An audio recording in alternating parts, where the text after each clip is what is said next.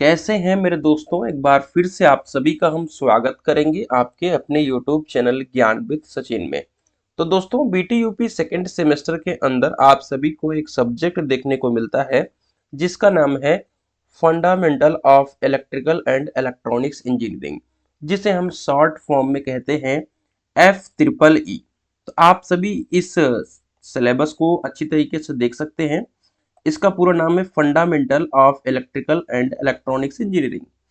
आप सभी को काफी ज्यादा ये वेटेज वाला सब्जेक्ट देखने को मिल जाएगा। आप सभी को हमने कंप्लीट नोट्स भी प्रोवाइड किया है, आपको यूनिट 1 का सैंपल भी दिखा दे रहा हूँ। तो आपको बिल्कुल एकदम कस्टमाइज वे में बिल्कुल एक्यूरेट नोट्स आप सभी को मिल जाएगा। तो अगर आप सभी ने नोट्स को नहीं लिया है तो कहाँ से, अपने एप्लीकेशन की मदद से आप सभी अपने FEEE के नोट्स को ले सकते हैं। आप सभी को ज्ञान विद सचिन मोबाइल एप्लीकेशन को डाउनलोड कर लेना है। यहाँ पे आप सभी को इम्पोर्टेंट क्वेश्चन के notes, video lecture, PYQ paper और इम्पोर्टेंट क्वेश्चन देखने को मिल जाएगा। तो आप सभी जल्द से जल्द ज्वाइन हो जाइए। अब मैं आप सभी को बात करता हूँ कि FEEE के ऊपर, ठीक है।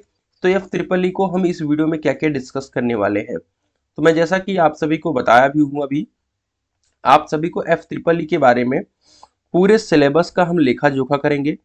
आपको इससे ज़्यादा कुछ नहीं पढ़ना है, ये चीज़ को समझाने वाले हैं। नोट्स का सैंपल ऑलरेडी हमने आप लोगों को दिखा दिया।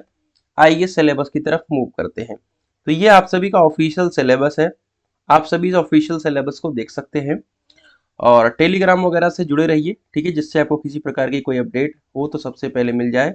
ये आपकी कोर्स कंटेंट है 9 पीरियड। इस पीरियड को देख करके आप सभी अंदाजा लगा सकते हैं कि कोई चीज कितना ज्यादा पूछा जा सकता है, कोई चैप्टर से कितना ज्यादा वेटेज बन सकता है, ठीक है। तो ये सारी टेक्निक है। अभी देखो आप फर्स्ट ईयर में हो, धीरे धीरे एक सेमेस्टर में आपने कुछ जाना, उसके बाद धीरे धीरे और सारे टेक्निक को जानेंगे और आपका टेंशन धीरे धीरे कम होता जाएगा। सबसे पहले मैं बता दूं कि यहाँ से लॉन्ग क्वेश्चन सिर्फ आते हैं। लॉन्ग क्वेश्चन आने का मतलब ये है कि 5 मार्क्स का एक क्वेश्चन यहाँ पे रहता है, ठीक है। इसी तरीके से आपको टोटल 18 क्वेश्चन मिलेंगे, 5-5 नंबर के, जो कि 90 नंबर का पेपर बनेगा। लेकिन करने वाला जो क्वेश्चन होगा, टोटल 12 क्वेश्चन करने होंगे 5-5 नंबर के, और टोटल 60 नंबर का आपका पेपर है। इसमें आपको किसी प्रकार की कोई दिक्कत नहीं होनी चाहिए। तो 90 नंबर का पेपर जो बनता है, इसीलिए हम आप सभी को इम्पोर्टेंट क्वेश्चन प्रोवाइड करते हैं। तो जल्द से जल्द आपको इम्पोर्टेंट क्वेश्चन भी ऐप पर देखने को मिलने वाला है। उससे आप सभी को एक क्रिस्टल अंदाजा हो जाएगा कि कौन कौन से क्वेश्चन की ज्यादा तैयारी करनी है। जैसे आप सभी को मैं ये बता दूं, फेट और मॉसफेट 100% क्वेश्चन है, इसको आपको बिना पढ़े नहीं जाना है, ठीक है। कोई दिक्कत वाली बात नहीं है, ठीक है। अब यहाँ पर आप सभी अगर देखेंगे तो आपको intrinsic and extrinsic semiconductor diode, PN junction diode, forward and reverse bias diodes and bipolar transistor और पाइपोलर जंक्शन एंड ट्रांजिस्टर। मैं आप सभी को बता दूं कि ये आपका पूरा अप्लाइड फिजिक्स सेकंड का पार्ट है, ठीक है, ट्रांजिस्टर वगैरह के बारे में, ठीक है। तो आप सभी ने अप्लाइड फिजिक्स सेकंड को अगर अच्छी तरीके से पढ़ेंगे तो पहला यूनिट आपको ऑलरेडी कंप्लीट हो जाएगा। रजिस्टर एंड कैपेसिटर पूछा नहीं जाने वाला है। इंडक्टर एंड देयर टाइप्स थोड़ा बहुत चांस है। तो आप सोच, ज्यादातर जो पूछा जाएगा वो एक्टिव एंड पैसिव कंपोनेंट्स पूछे जाने की थोड़ी उम्मीद है। जो ज्यादातर पूछा जाएगा वो दो चीज, ये आपका सेमीकंडक्टर और पीएन जंक्शन डायोड, और आपका फॉरवर्ड एंड रिवर्स बायस और ट्रांजिस्टर, ठीक है। और फेट एंड मॉसफेट तो मैंने बताया कि 100% वाला क्वेश्चन है।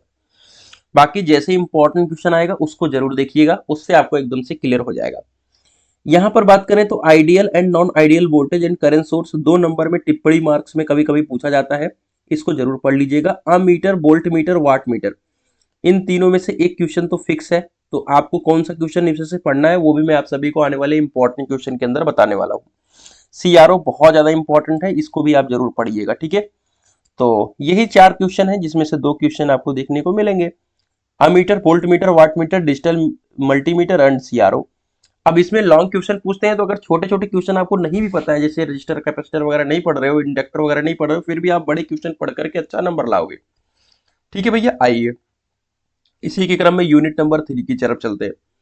यूनिट नंबर 3 में जैसे ये है nor, NAND, nor, x nor और एक्स और एक्स नॉर, ये आप सभी जरूर पढ़ लीजिएगा। और advantage of digital system, number system, इसको भी पढ़ लीजिएगा, ठीक है। तो यहाँ से 2 क्वेश्चन बनते हैं और यहाँ थोड़ा सा आप इस क्वेश्चन इन टॉपिक को थोड़ा सा इग्नोर करते हुए एक दो टॉपिक को पढ़ करके आगे बढ़ जाइए और यूनिट नंबर 4 की तरफ आ जाइए। यूनिट नंबर 4 काफी इंपॉर्टेंट है। अगर मैं बात करूं, ओम्स का लॉ अप्लाइड फिजिक्स सेकंड में है, किरचॉफ का लॉ जो है अप्लाइड फिजिक्स सेकंड के अंदर है। ठीक है, तो यहां नहीं पूछा जाएगा तो वहां पूछा जाएगा। रेजिस्टेंस आपने अप्लाइड फिजिक्स के अंदर पढ़ लिया है।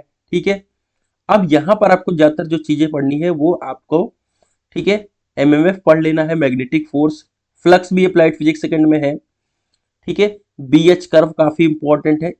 इसमें क्या है, 100% ये पूछा जाएगा, Faraday law of electromagnetic induction. ठीक है, 100% वाला क्वेश्चन है, इसको आप बिना पढ़े मिस नहीं कर सकते। ठीक है, उसके बाद आप सभी लेंज का law, diametrically end statically induced EMF ये भी पढ़ सकते हो। ठीक है, तो जो भी इंपॉर्टेंट था मैंने आप सभी को इसमें समझा दिया। अब यूनिट नंबर 5 की तरफ आए, एसी सर्किट। ठीक है, यूनिट नंबर 5 है एसी सर्किट। देखो जब मैं पढ़ रहा था तो यहाँ पे ये आपका power in AC circuit, power triangle, ये polyphase system, single phase system, ये ज्यादातर पूछा जाता था। छोटी छोटी डिफिनीशंस हैं तो बहुत ज़्यादा डिफिनीशन पूछे नहीं जाते थे। अब यहाँ पर phasor representation of alternating EMF and current ये पूछा जा सकता है लॉन्ग में। AC in pure resistor, pure inductor and pure capacitor ये सब पूछा जा सकता है लॉन्ग में। ये आपका बहुत हल्का चैप्टर है, देखने में आपको भारी लग रहा होगा, लेकिन आप सभी को मैं बता दूं कि एक क्वेश्चन फिक्स है, इन दोनों में से एक क्वेश्चन फिक्स है। कौन सा आएगा मैं जरूर इंपॉर्टेंट क्वेश्चन के अंदर बताऊंगा। उसके बाद brief idea of auto transformer. ठीक है, तो इसको जरूर आप पढ़ लीजिएगा। ठीक है, brief idea of auto transformer, और ये मैंने बताया फिर डीसी मशीन और उसके टाइप्स। तो यहाँ से 2 से 3 क्वेश्चन फ्री के और स्कोरिंग हो जाते हैं। ठीक है, फ्री का हो जाता है और स्कोर भी दे देता है कि ये फिक्स है, बिना इसके नहीं बनने वाला है। तो इस चैप्टर को बहुत अच्छे तरीके से देखिएगा। तो ये ओवरऑल एफ ट्रिपल ई का सिलेबस था, एनालिसिस था। आप सभी पर्टिकुलर नोट्स के अंदर जा करके बहुत प्यार से अपनी तैयारी को जबरदस्त अंदाज में कर सकते हैं। हमने बहुत चीज़ों को एकदम से कस्टमाइज तरीके से कर रखा है, जिससे आपको किसी प्रकार की कोई दिक्कत नहीं आने वाली है। तो चलिए सेशन को यहीं पे ख़त्म करते हैं और आप लोग एप्लीकेशन के ऊपर पहुंचकर अपनी नोट्स को लेकर के अपनी तैयारी को जबरदस्त तरीके से कीजिए। तो तब तक के लिए bye bye, tata, take care, love you all.